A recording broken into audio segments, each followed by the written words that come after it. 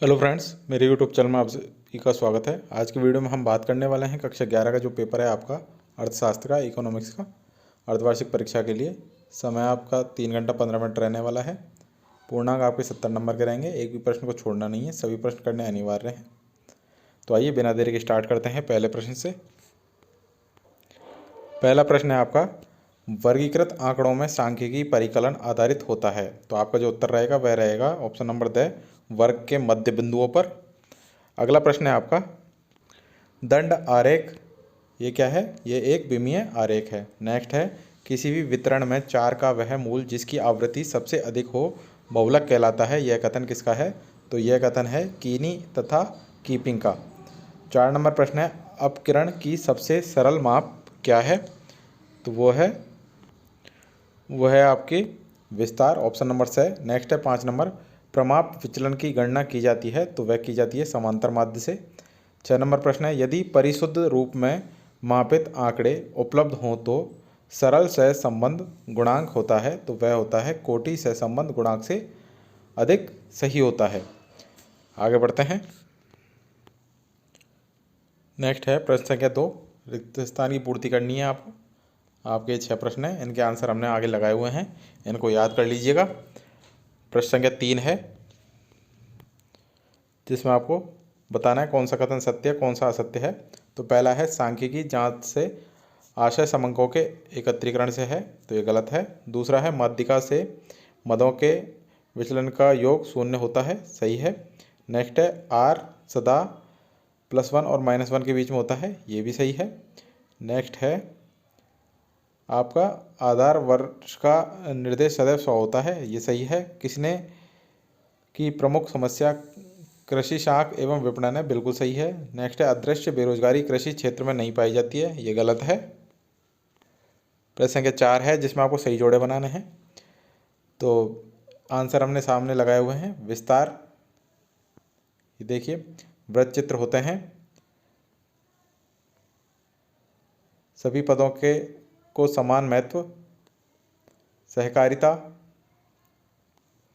भारत में जीवन प्रत्याशा, सबके आंसर लगाए हुए हैं। तो आप इनको मिला लीजिएगा।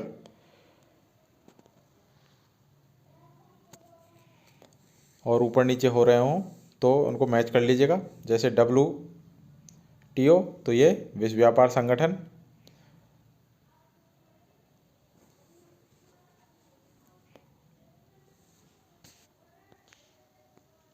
अब है प्रश्न संख्या 5, जिसमें एक वाक्य में उत्तर देना है आपको। पहला है, निजी क्षेत्र द्वारा सार्वजनिक क्षेत्र के उद्यमों पर पूर्ण रूप से स्वामित्व प्राप्त करना क्या कहलाता है? दूसरा है, उदारीकरण का एक उपाय लिखिए। तीसरा है, मानव पूंजी का एक महत्व बताइए। 4 है, ग्रामीण युवकों को स्वरोजगार हेतु किस योजना के अंतर्गत प्रशिक्षण दिया जाता है?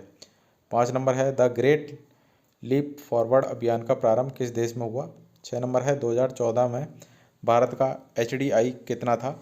7 नंबर है, पाकिस्तान का सबसे बड़ा उद्योग कौन सा है? प्रश्न संख्या 6 है, अर्थशास्त्र क्या है अथवा सांख्यिकी क्या है?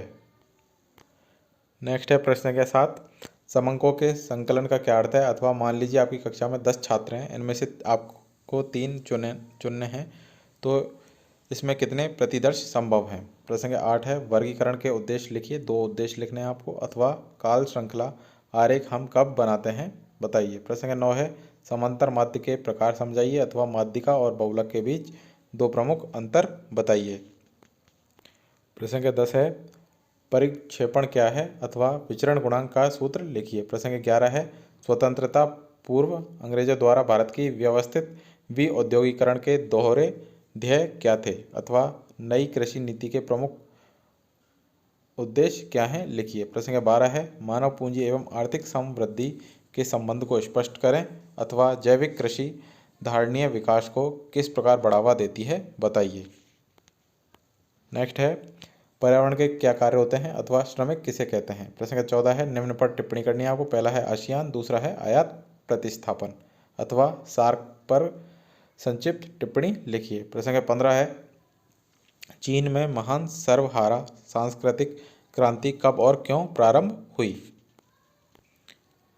अथवा चीन में विशेष आर्थिक जोन यानी कि सेज क्यों स्थापित किए गए। 16 है चित्रों के बनाने के सामान्य नियम लिखिए अथवा रेखाचित्र प्रदर्शन की सीमाएं लिखिए। प्रश्न संख्या 17 है अपकिरण के उद्देश्य लिखिए अथवा माध्य विचलन एवं प्रमाप विचलन में कोई 3 अंतर लिखिए। प्रश्न संख्या 18 है आर्थिक नियोजन एक दीर्घकालीन प्रक्रिया है, समझाइए।